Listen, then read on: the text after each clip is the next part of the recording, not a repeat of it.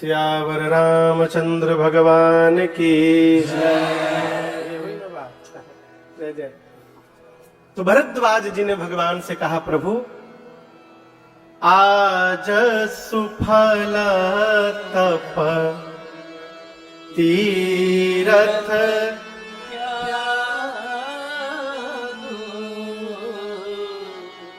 आज सुफल जप जोग विरागो।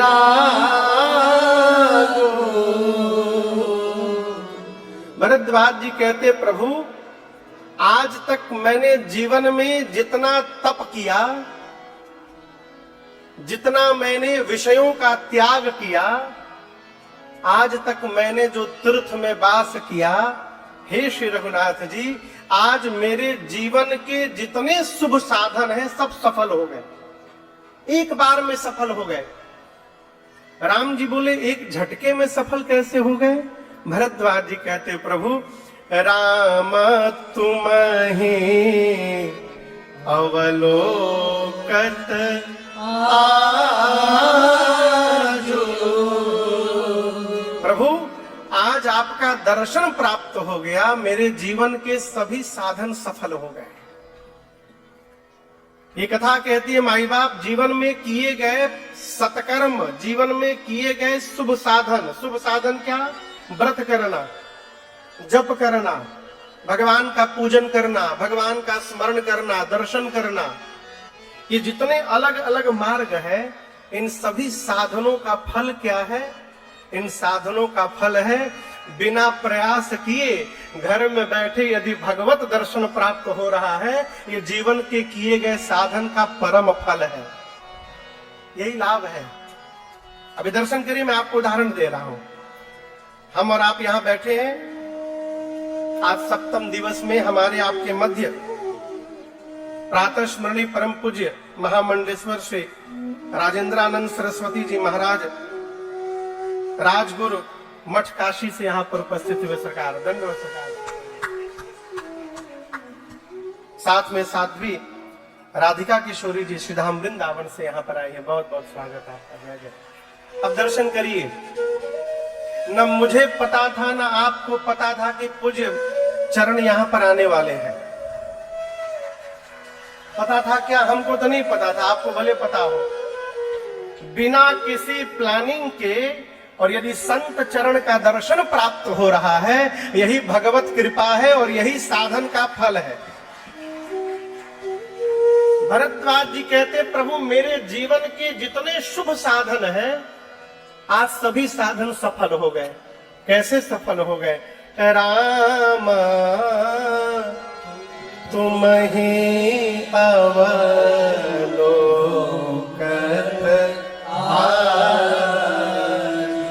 यहां सरकार एक बड़ी अद्भुत बात। बाबू भरद्वाज जी कहते हैं कि मैंने साधन से जितना जमा किया था, उसके फलस्वरूप आज आपका दर्शन मुझे मिल गया। इसका मतलब मेरा जितना बैलेंस था अब सब जीरो हो गया। जो मैंने जमा किया था साधन करके, नाम जप करके, तीर्थवास करके, उसके परिणाम स्वरूप आपका दर्शन प्राप्त हुआ। अब तो मैं खाली हो गया ना।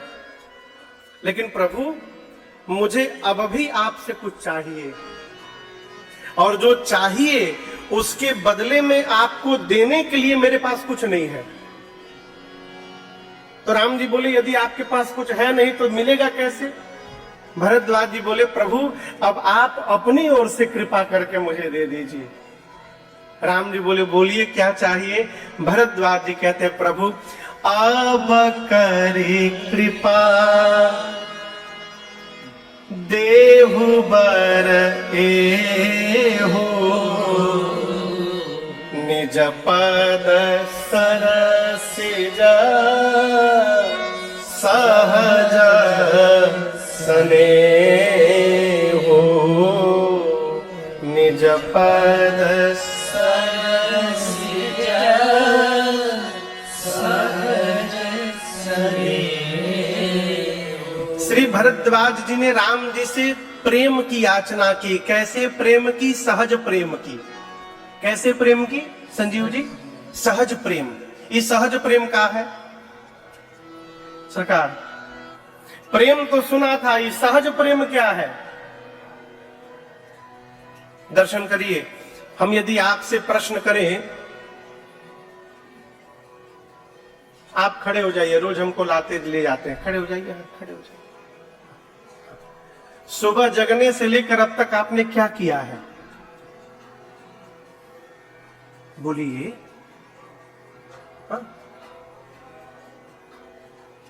क्या बोल रहे हो? तो जोर से बोलिए, डरिए मत, हम फंसा थोड़ी रहे आपको। मेरा सीधा प्रश्न है, सुबह आप जगे हैं, उसके बाद से आपने क्या किया अब तक?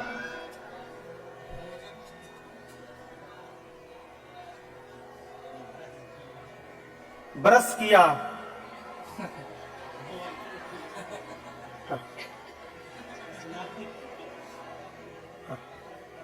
नहाया भी है? अच्छा, अच्छी बात, बैठ जाइए। आप संजीव जी आप बताइए, आप जगने के बाद क्या किए? नहाए हैं, ब्रश नहीं किए? बताए नहीं, ब्रश भी किए। मैं यूं ही नहीं पूछ रहा हूं, सामान्यतः किसी भी पुरुष से, किसी भी व्यक्ति से आप ये प्रश्न करिए कि आप सुबह जगने के बाद अब तक क्या किए हैं, वो यही कहेगा ऑफिस गया था, दुकान गया था, यहां गया था, वहां आया था। कोई नहीं बोलेगा उठने के बाद हाथ रगड़ के ऐसे ऐसे किया हूं, बाथरूम में जाके पानी लेके मुंह धोया हूं, कोई नहीं बोलेगा। ब्रश किया हूं, नहाया हूं, कोई नहीं बोलेगा। क्यों? ये हमारे नित्य के कर्म है, हम इनको करते नहीं है मान कर कि कर्म कर रहे हैं, ये अपने आप होते रहता है, ये जीवन का सहज व्यवहार है।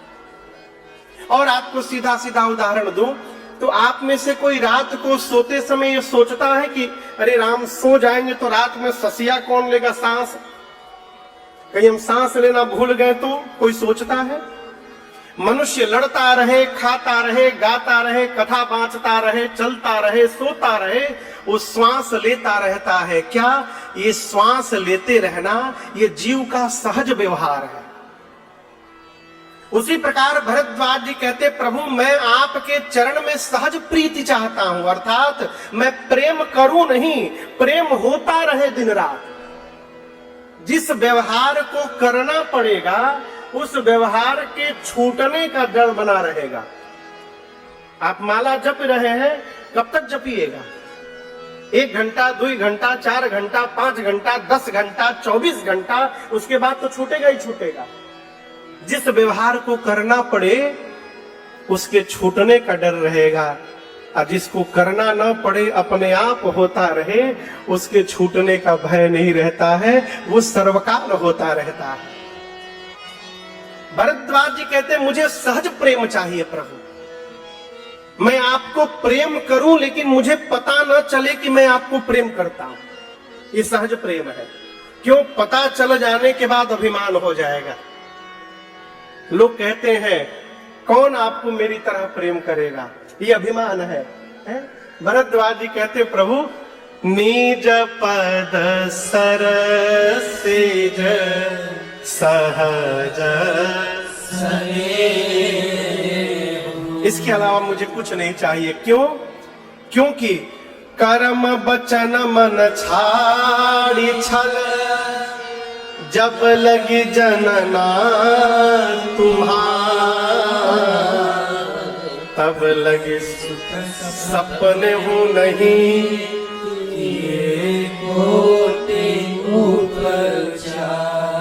ये कर्म सिद्धांत है। कर्म से, वचन से, मन से छल छोड़कर, क्या छोड़कर? जोर से बोलिए। छल बुझा रहा है? 3 चीज छोड़ना है, कपट, छल और चतुराई। कितना चीज छोड़ना है? कपट, छल और चतुराई। ये तीनों भगवान को प्रिय नहीं है। और बुरा ना मानिएगा, तीनों में से एक भी यदि जीवन में बना रह गया माला फेरत फेरत अंगुरी घिस जाएगी, लेकिन जीवन में कुछ होने वाला नहीं है। ये मानस का सिद्धांत कहता है, मैं नहीं बोल रहा हूं। राम जी कहते हैं मोहि कपट छल छिद्र न भावा। शंकर जी बोल रहे का मन क्रम वचन छाड़ी चतुराई। लोग कहते हैं महाराज हम चतुराई नहीं करते हैं, कथा में बैठ के बीच में मोबाइल में मिस्ड कॉल चेक करते हैं, ये चतुराई नहीं है तो क्या है? आप सोचिए, कई लोग बैठे रहते हैं कथा में, यहां भंडारा नहीं है ना, कल है, अच्छा 24 घंटा जो लोग आए सो भी पा सकता है। अच्छा, हमको तो पता ही नहीं था। जहां भंडारा रहता है ना, वहां कई लोग कथा में आते हैं तो 3 घंटा यही सोचते रहते हैं आज कौन कौन सा आइटम होगा आज क्या मिलेगा पाने को। ये चतुराई है।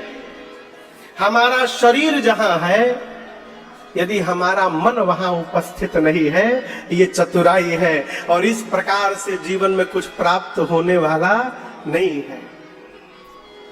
मन से, वचन से, कर्म से, तीनों प्रकार से चतुराई का त्याग करके घर में बैठकर भजन करिए। क्या होगा?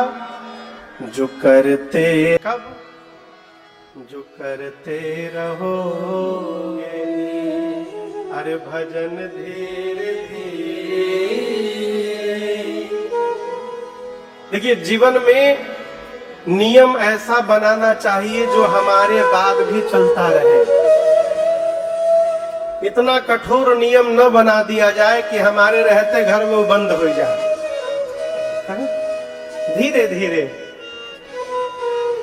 शबरी को 1-2 साल में राम जी नहीं मिले हैं। शबरी मैया ने 10,000 वर्ष भगवान की प्रतीक्षा की। 10,000 वर्ष।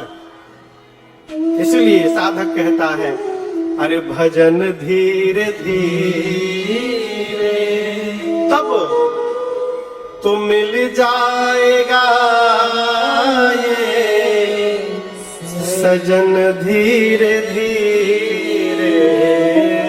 जो करते रहो। श्री भरद्वाज जी कहते, प्रभु कर्म से, वचन से, मन से छल छोड़कर जीव जब तक आपका नहीं होगा। किसका होगा? बोलिए, आपका। यहां एक बड़ी समस्या है। लोग ये समझते हैं कि भगवान हमको अपना मानते हैं कि नहीं मानते। रे भगवान माने चाहे ना माने, भगवान पर छोड़िए, आप इनको अपना मानिए। हमारे पूज्य महाराज श्री का एक विश्व प्रसिद्ध पद है, आप लोग सुने होंगे, हम कभी गाए नहीं है उसको आज तक, केवल एक लाइन में सुना रहा हूं। हम राम जी के, राम जी हमारे हैं, हम राम जी के, राम जी हमारे। इस पूरे पद में मैं आपसे निवेदन करूं, केवल आधे से मतलब रखा करिए। हम राम जी के हैं, इससे मतलब रखिए। राम जी हमारे हैं कि नहीं है, ये राम जी की समस्या राम जी जाने। दंडोत दंडोत दंडोत। देखिए, फिर संत भगवान का दर्शन हो गया। श्री राम बोलिए, संत भगवान की। जोर से बोलिए, मेरे बोलने के बाद बोलिए। बोलिए संत भगवान की। तो भरद्वाज जी कहते हैं, प्रभु कर्म से, वचन से, मन से जीव जब तक छल छोड़कर आपका नहीं होगा। दासो हम रघुनाथस्य, हम भगवान के हैं। इस विश्वास में दृढ़ रहिए, हम भगवान के हैं। भगवान हमको अपना मानत है कि नहीं मानत, है भगवान की समस्या, हमको उसमें नहीं पकड़ना। देखिए, लोग कहते हैं भगवान नहीं आ रहे। अरे भगवान नहीं आ रहे तो क्या हुआ? भगवान की याद तो आ रही है ना। एक कथा कहती है, माई बाप, भगवान आए चाहे न आए, उनकी याद आनी चाहिए। और जब भगवान की याद आती रहेगी तो किसी न किसी दिन भगवान भी आ जाएंगे हमारे समक्ष। इसलिए उनको याद करिए। हम भगवान के हैं, जब लगी जनन तुम्हारा।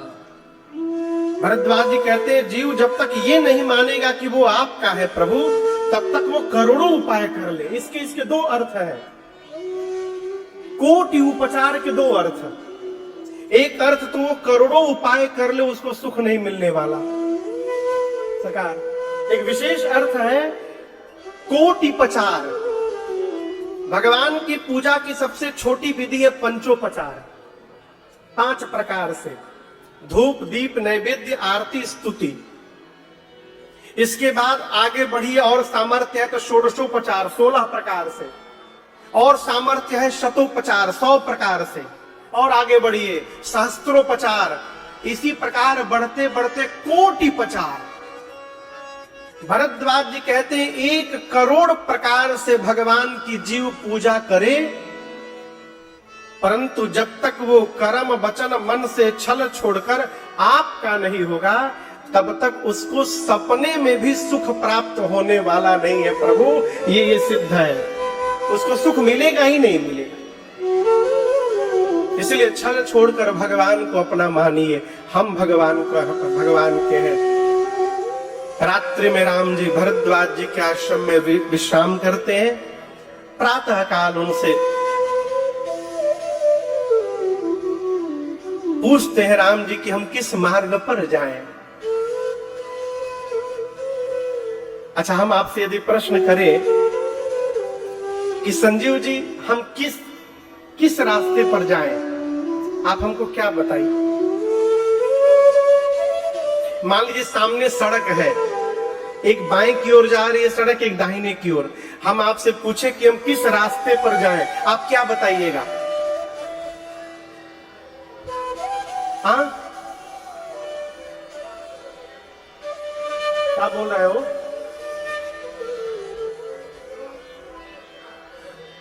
जो उचित रास्ता होगा उसे भेजेंगे। आपको कैसे पता कौन उचित होगा मेरे लिए?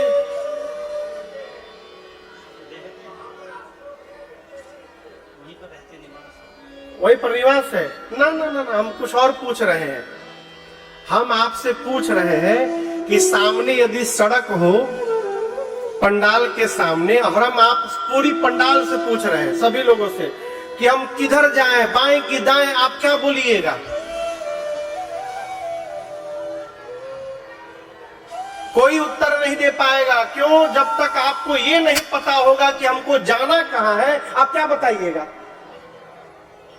आपको जब तक ये नहीं पता होगा कि हमको ओरछा जाना है कि हमको खजुराहो जाना है, आप क्या बताइएगा कि हम किधर जाएं, दाएं जाएं कि बाएं जाएं? राम जी भरद्वाज जी से ये नहीं बताया कि कहां जाना है। क्या पूछा? नाथ कहिया हम की मार्ग जाहि। हे प्रभु बताइए हम किस रास्ते पर जाएं? भरद्वाज जी फंस गए, क्या बताएं? तो भरद्वाज जी बीच का रास्ता निकाले, कहे प्रभु आपके लिए तो सभी रास्ते सुगम है, आप जिस रास्ते पे जाइएगा अच्छा रहेगा। लेकिन हम आपसे कहे प्रभु हम 4 शिष्यों को बुलाते हैं, ये आपका मार्गदर्शन करेंगे। भरद्वाज जी बुलाए 4 शिष्यों को, आ गए 50 शिष्य। कितने आ गए? 50। और मजे की बात देखिए, किसी को नहीं पता कि राम जी को कहां जाना है, लेकिन सभी शिष्य बोल रहे हम रास्ता देखे हैं, हम रास्ता जानते हैं। ये 50 शिष्य कौन थे? गिनते जाइए। वेद कितने हैं? वेद 4। हर वेद के एक एक उपवेद है। 4 4 18 पुराण। कितने हो गए? 18 8 26। हर पुराण के एक उप पुराण, 26 18 44, और 6 शास्त्र। कितने हो गए? 50। भरद्वाज जी ने 4 शिष्यों को बुलाया, यही 50 शिष्य का रूप धारण करके चले आए। लेकिन इनमें से जो 4 वेद स्वरूप बटुक थे, वेद स्वरूप, उन 4 शिष्यों को भरद्वाज जी ने आगे बुलाया और बुलाकर कहा कि आप चारों मिलकर राम जी का मार्गदर्शन करिए। और भरद्वाज जी 4 शिष्यों के द्वारा राम जी को अपने गुरुदेव भगवान वाल्मीकि जी के आश्रम की ओर भेज दिए। आप दर्शन करिए। भरद्वाज जी भी, भरत भैया भी भरद्वाज जी के पास रुकेंगे आने वाले प्रसंग में। आज या कल हम श्रवण करेंगे। तो भरत जी को भरद्वाज जी ने चित्रकूट की ओर भेजा, लेकिन राम जी को चित्रकूट की ओर नहीं भेजा। राम जी को अपने गुरु जी वाल्मीकि ऋषि की ओर भेजा। ये कथा कहती है, व्यवहार की बात मैं निवेदन करूं, जीवन में कोई महत्वपूर्ण व्यक्तित्व यदि आवे तो उनका यथा योग्य अभिवादन करके और अपने श्रेष्ठ से उनको मिलवाना चाहिए, ये मर्यादा कहती है। तो भरद्वाज जी मिले राम जी से और उसके बाद राम जी को वाल्मीकि ऋषि की ओर भेजे। चारों शिष्य लेकर गए, यमुना जी के तट से उनको राम जी ने वापस किया और वहां से राम जी आगे चले। बाबा कहते हैं, देख राम जी चलते चलते आगे आगे, राम जी पीछे मैया, उनके पीछे लक्ष्मण भैया, भगवान श्री वाल्मीकि ऋषि के आश्रम में पहुंचे। राम जी ने बाहर से आश्रम के वातावरण का दर्शन किया। क्या देखा? आश्रम के निकट जो सरोवर है, उन सरोवरों में कमल के पुष्प खिले हुए हैं। अगल बगल के जितने वन प्रदेश में पौधे हैं, उन पौधों पर पुष्प लदे हुए हैं। बिटप बन फूले, जिन पुष्पों पर भंवरे गुंजायमान है। तालाब में पशु पक्षी आपसी विद्रोह का त्याग करके, बैर भाव का त्याग करके और एक साथ विरोधाभास रखने वाले जीव एक साथ प्रेम से जलपान करते हैं। विरहित बैर मुदित मन चरहि। ये बैर क्यों समाप्त हो गया जानते हैं? भजन का प्रभाव है। भजन, मैं आपको उदाहरण दे रहा हूं। ये किसका परिवार है? जोर से बोलिए। शंकर भगवान का। सरकार, जितना विरोधाभास इस परिवार में है, आपको कहीं दर्शन करने को नहीं मिलेगा। आप दर्शन करिए। पार्वती जी मां भगवान शिव के वामांग में विराजमान है। यशांके च विभाति भूधर सुता देवा पगा मस्तके। वाम भाग में मां भवानी विराजमान है। गंगा जी को शंकर जी कपारे पर बैठाए हैं। आप सोच रहे हैं, बगल में मां पार्वती बैठी हैं और सिर पर मां गंगा विराजमान है शंकर जी के। कितना बड़ा बवाल है वो। शंकर जी के गले में सांप है। कार्तिकेय जी किस पर चलते हैं? मोर पर। मोर और सांप एक साथ रह रहे हैं घर में। आप दर्शन करिए। नीचे मोर है, बाबा के गले में सांप है। मोर के सामने सांप है, लेकिन मोर उसको छू भी नहीं रहा है। गणपति भगवान किस पर चलते हैं? मूसक पर। सांप के आगे सामने चूहा फुदुक रहा है, लेकिन सांप उसको छू भी नहीं रहा है। बड़े आदमी के घर में ना कार पार्किंग एरिया होता है। कैलाश में भी पार्किंग एरिया बाबा बना के रखे हैं। वहां पर बाबा की और मैया की सवारी पार्क होती है। आप सोचिए, एक ही जगह पर नंदी और सिंह दोनों बंधे हैं, लेकिन सिंह नंदी की ओर देख भी नहीं रहा है। इतना विरोधाभास होने के बाद भी ये पूरा परिवार आनंद में रहता है। जानते हैं क्यों? इसका कारण है इच मंगल भावनाया मंगल हारे। मंगल भावनाया मंगल हारे। उमा सहित देहि जपत पुरारे। उमा सहित देहि जपत पुरारे। उमा सहित देहि जपत पुरारे। पूरा परिवार महिमा जासि जान गणराव, प्रथम पूजियत नाम प्रभाव। राम नाम की महिमा के कारण गणपति भगवान प्रथम पूज्य बन गए। मां पार्वती, आपको बताऊं, पार्वती जी नित्य श्री विष्णु सहस्त्र नाम का पाठ करती थी, उसके बाद भोजन करती थी। सरकार नित्य माँ विष्णु सहस्त्र नाम का पहले पाठ करती थी, उसके बाद भोजन करती थी। आधा घंटा लगता था पाठ में माई को। एक दिन सरकार बाबा को भूख लग गई। अब बाबा बैठे प्रतीक्षा में कि मैया भोजन देगी अन्नपूर्णा, माई पाठ में लगी है। जब पाठ करके माँ भवानी आई तो शंकर भगवान ने कहा आपको ऐसा मंत्र दे रहा हूं कि आधे घंटे का काम 1 सेकंड में हो जाएगा। माँ बोली कैसे प्रभु? बाबा कहते हैं विष्णु सहस्त्र नाम का पाठ करने से जो फल प्राप्त होता है उतना ही फल राम जी का नाम एक बार ले लेने से प्राप्त हो जाता है।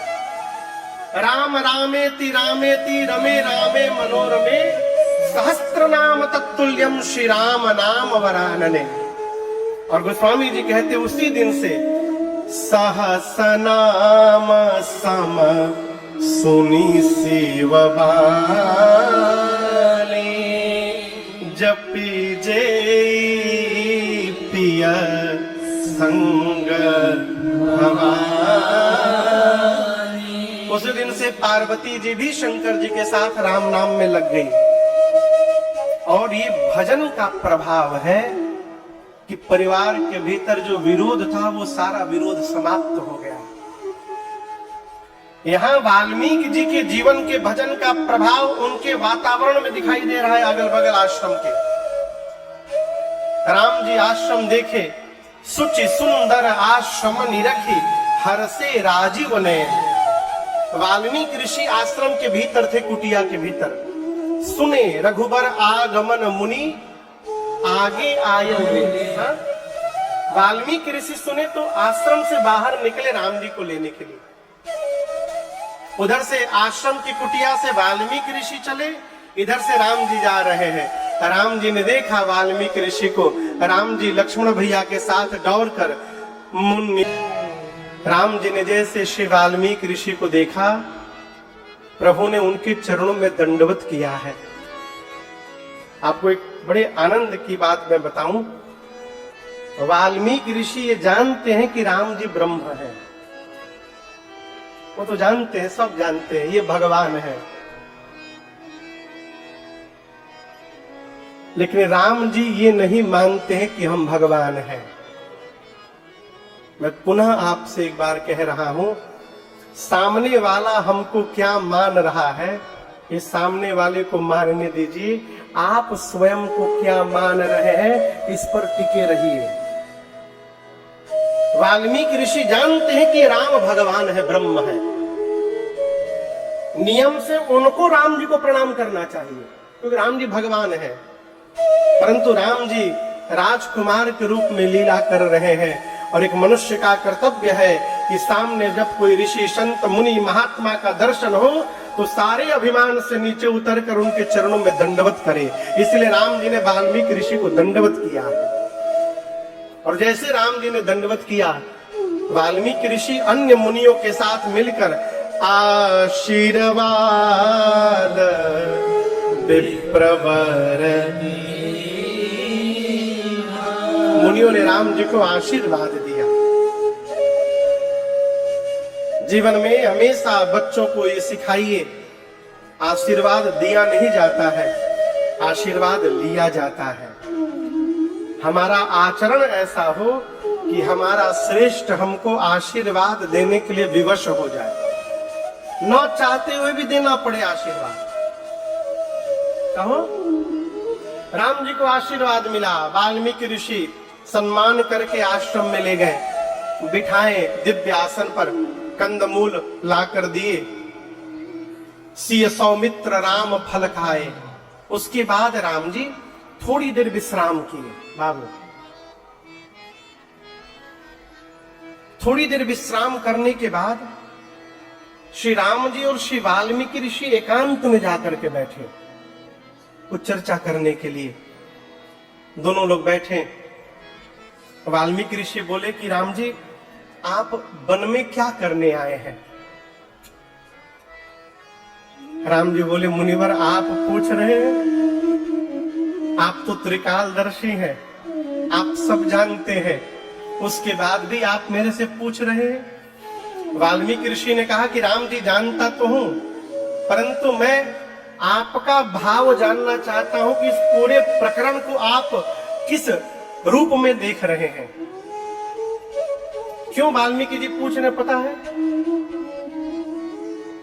संजीव जी, कोई भी व्यक्ति यदि 10 मिनट लगातार बोल दे ना, 10 मिनट, तो उसके भीतर जो चलता रहता है वो बाहर प्रकट हो जाता है, वो छिपा नहीं सकता। हमारे महाराज श्री कहते हैं, बाबू मनुष्य के जीवन में उसकी भाषा उसके चित्त की खेती है। जैसा चित्त होगा वैसी भाषा उसके मुख से प्रकट होगी। और इस बात को हमेशा याद रखिएगा, जब हम बोलते हैं समाज में तो हम नहीं बोलते हैं, हमारे परिवार का संस्कार बोलता है? हमारे पूर्वजों का संस्कार बोलता है। वाल्मीकि ऋषि बोले, राम मैं आपके मुख से सुनना चाहता हूं, आपके वन में आने का क्या कारण है। राम जी बोले, एक दो कारण नहीं है, कई कारण है।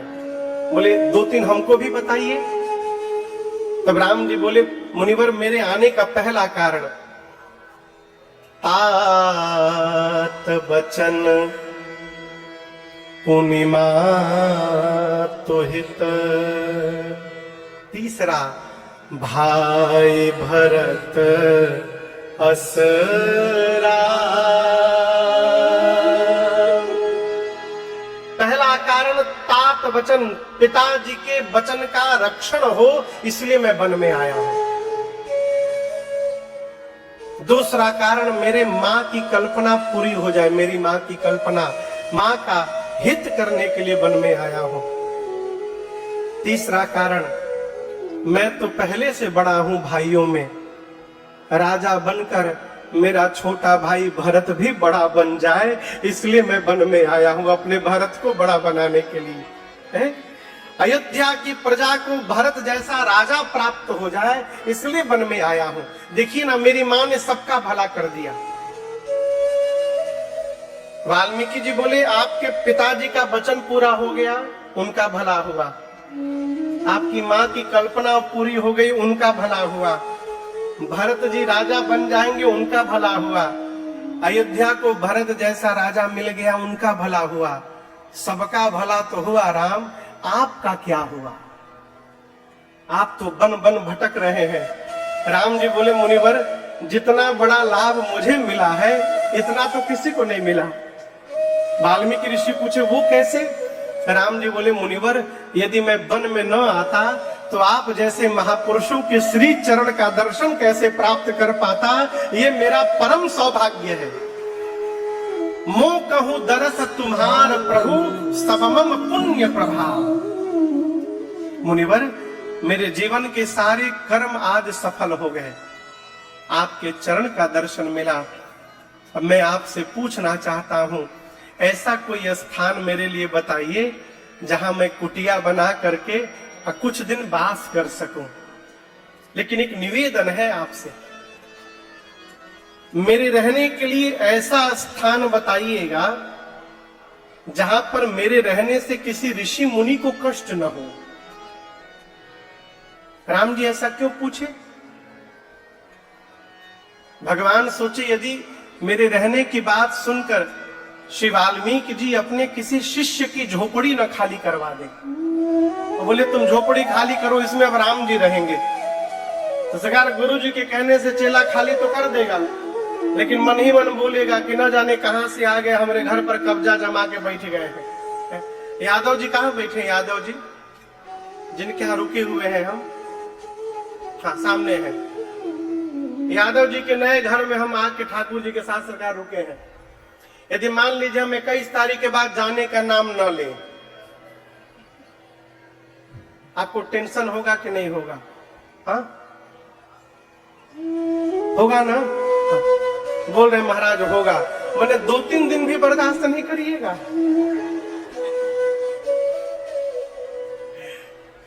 एक जगह से कारम कथा में गए, तो जिनके घर में रुकने के लिए गए बोले महाराज इसको अपना ही घर समझिएगा।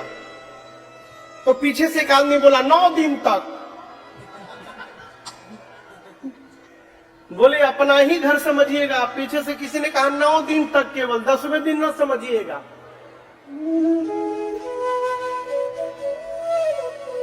किसी के मन में न ये आ जाए कि राम जी कहां से आगे मेरे घर पर कब्जा जमा करके बैठ गए हैं। इसलिए राम जी ने कहा मुनिवर ऐसा स्थान बताइएगा जहां मेरे रहने से किसी को कष्ट न पहुंचे। वाल्मीकि ऋषि सुने तो बोले साधु वचन, साधु वचन। आप ऐसा नहीं कहेंगे तो कौन कहेगा राघव, लेकिन आपके रहने से कष्ट होगा। मैं आपको नहीं जानता हूं, आप कौन है? राम जी बोले आप मुझे जानते हैं? वाल्मीकि जी बोले आपको ही नहीं, सीता जी और लक्ष्मण जी को भी जानता हूं, आप तीनों को जानता हूं, आप कौन है? राम जी बोले कौन है? वाल्मीकि ऋषि रघुनाथ जी का परिचय देते हैं।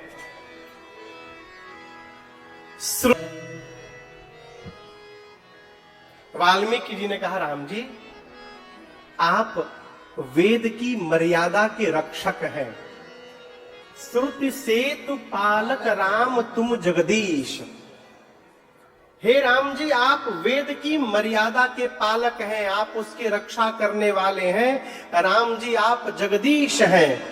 और आपके बगल में निकट में जो ये जानकी जी खड़ी है ना, यही जानकी जी आपकी माया है, ये सीता जी माया है।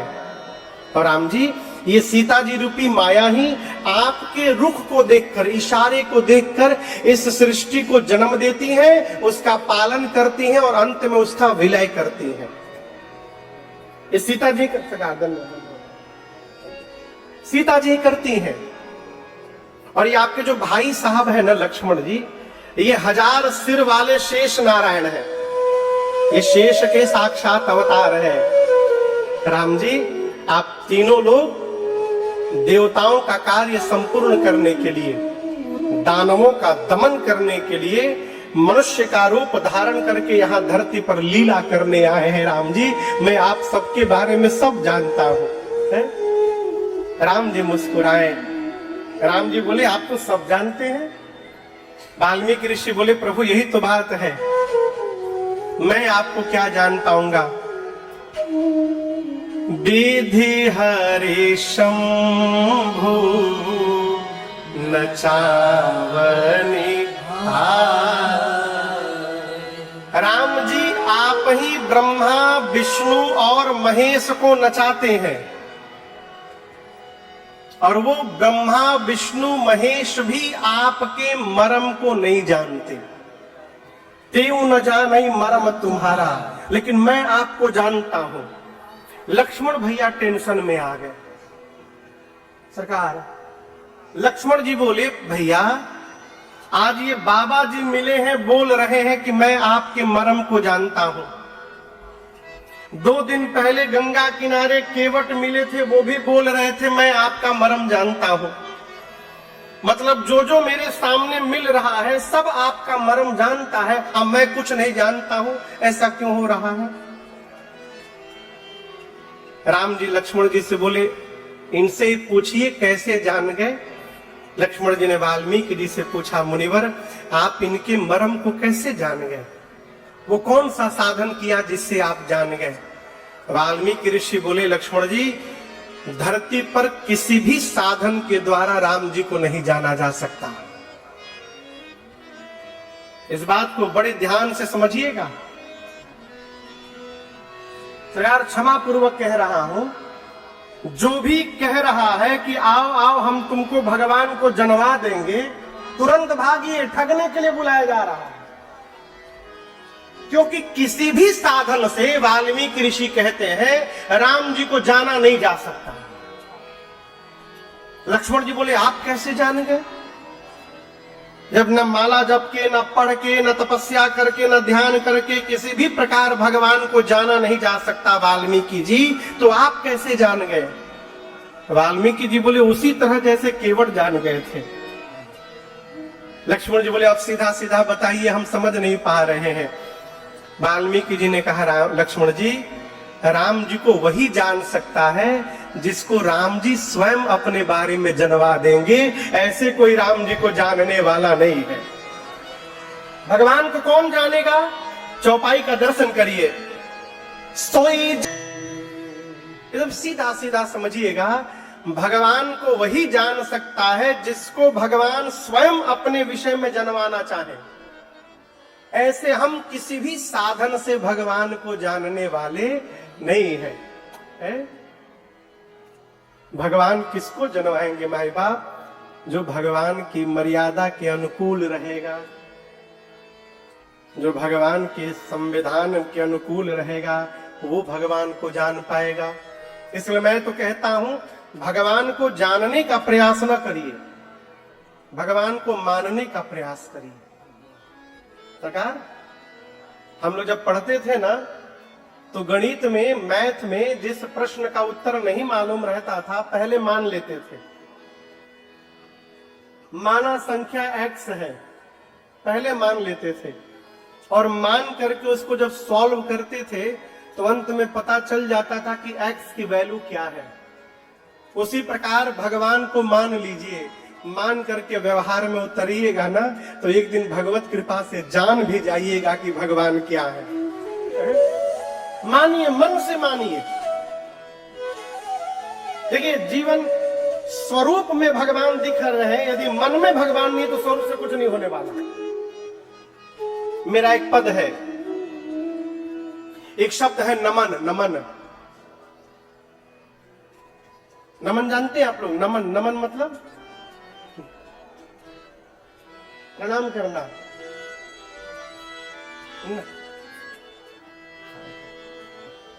धुन मालूम है?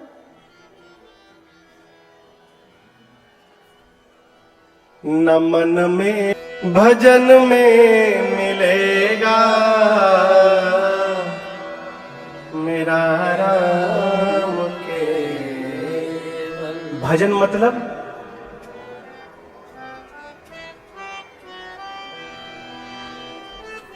ये भजन नहीं है।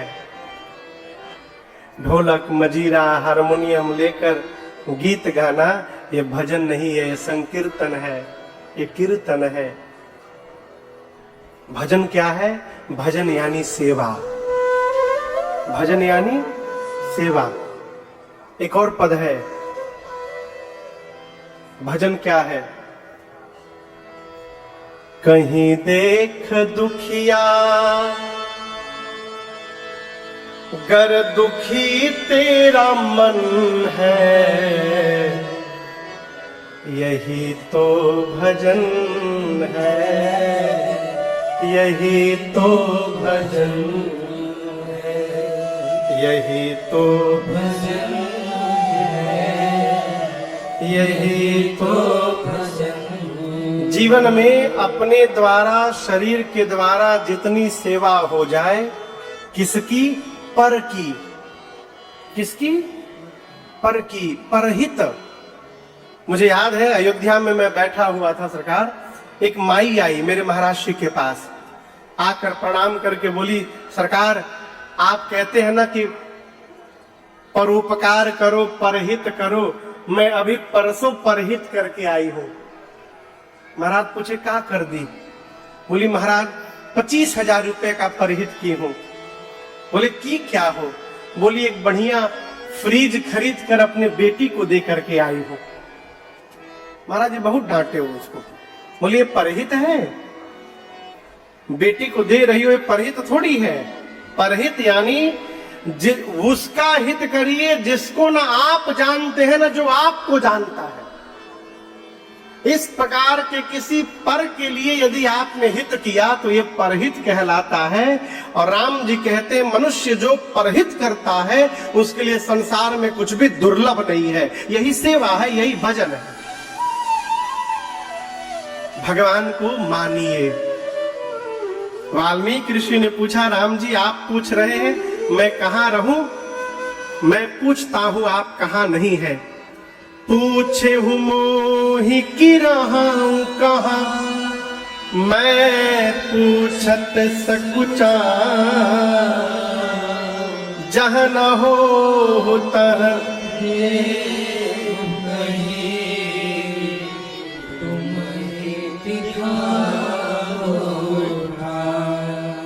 वाल्मीकि जी बोले आप पूछ रहे कहाँ रहूं, मैं पूछता हूं आप कहाँ नहीं है, पहले वो स्थान बताइए।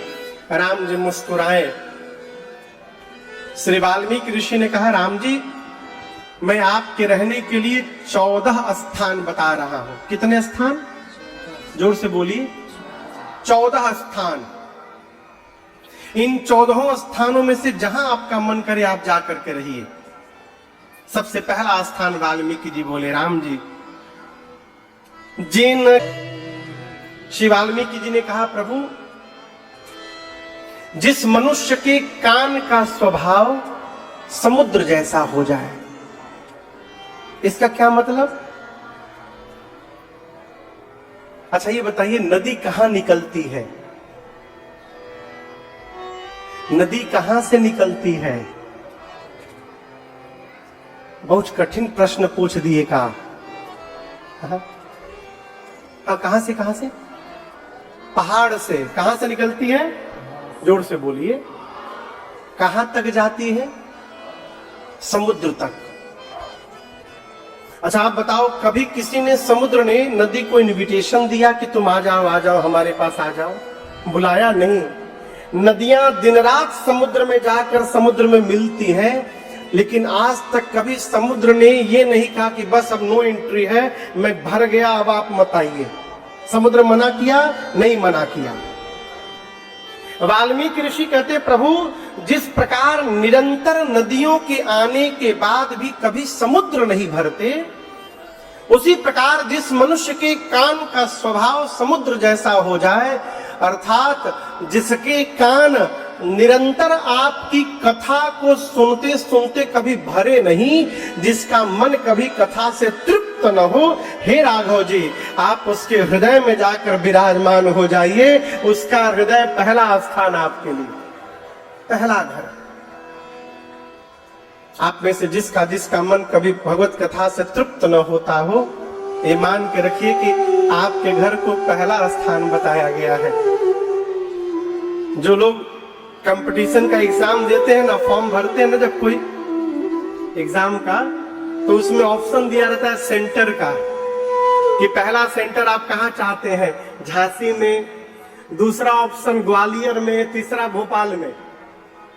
तो जो सबसे अधिक जिसकी प्रायोरिटी रहती है वो 1 नंबर में लिखा जाता है कि नहीं सबसे जरूरी है झांसी में मिल जाए 1 नंबर पर।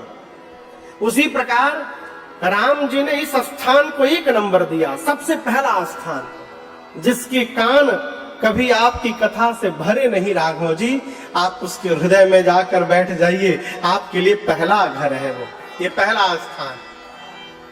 अब दूसरा स्थान, एक पक्षी है जिसका नाम है चातक। मैंने जो पढ़ा है उसके विषय में आपको बताऊं। स्वाति नक्षत्र में जब बादल जल की वर्षा करते हैं तो चातक पक्षी केवल उसी जल का पान करता है। मैंने तो यह भी पढ़ा है कि प्यास से जब चातक मरने लगता है तो गिरते समय भी ऊपर से आकाश से वो अपना मुख ऊपर ही किए रहता है। क्यों? यदि मुख नीचे करके गिरूंगा और धरती का यदि कोई दूसरा जल मेरे मुख में चला गया तो मरते मरते मेरा प्रेम झूठा हो जाएगा, इसलिए सिर ऊपर करके गिरता है। वो जब भी पिएगा तो स्वाति का ही बूंद पिएगा। वाल्मीकि जी कहते हैं, राम जी उसी प्रकार जिस मनुष्य की आंखें चातक बन जाए, ये आंख क्या बन जाए? चातक, और आपका रूप उसके लिए स्वाति का बूंद बन जाए, अर्थात राम जी जिसकी आंखें आपको देखने के लिए सदैव लालायित रहती हो, आप उसके हृदय में अकेले न जाइएगा, सीता जी और लक्ष्मण जी को लेकर के जाकर वास करिए। प्रभु आपके लिए दूसरा स्थान है उसका हृदय, जिसकी आंखें भगवान को देखने के लिए बेचैन रहे हैं। अखिया हरि दर्शन की प्यासी। अब तीसरा घर वाल्मीकि जी बोले, जस तुम्हार मानस बिमला हंसिनी जी हाजा, मुक्ताहल गुणगन चुनई राम बसहु हियता।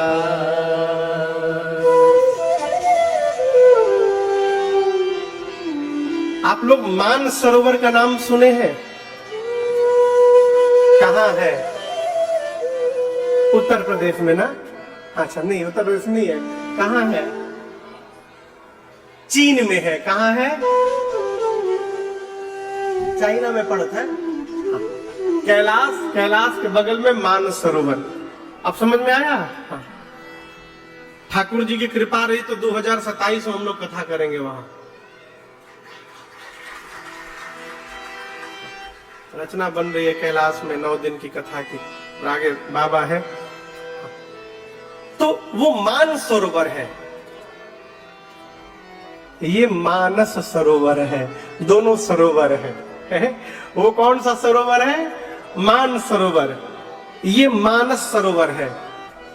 वहां जाइएगा तो हंस मिलेंगे, और यहां देखिए यहां संत मिलेंगे।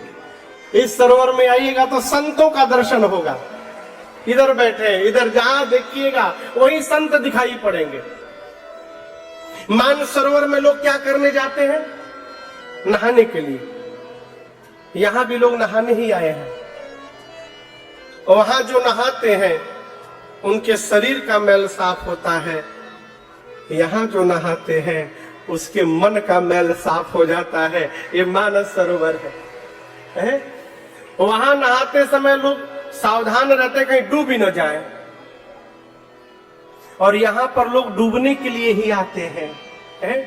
क्यों?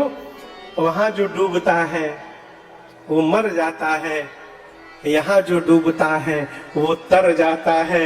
ये मानस सरोवर की महिमा है। गोस्वामी वाल्मीकि जी कहते, प्रभु आपका चरित्र, आपकी कथा मान सरोवर है। जस तुम्हार मानस विमल। और उस कथा रूपी मान सरोवर में जिस भक्त की जिह्वा हंसनी बनकर हंसिनी जी जास, मुक्ताहल गुणगन चुनई राम बसहु हियता। हे राम जी, जिस मनुष्य की जिह्वा आपके कथा रूपी सरोवर में से नाम गुण रूपी मोती का चयन करती हो, आप उसके हृदय में जाकर के बस जाइए। आपके लिए तीसरा घर। सीधा सीधा कहें तो जिसकी जिह्वा भगवत नाम का उच्चारण करती है दिन रात, उसके हृदय में भगवान सर्वकाल वास करते हैं।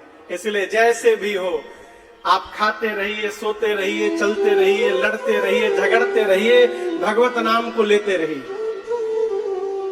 आप एक भजन सुना रहे थे दिन में हमको।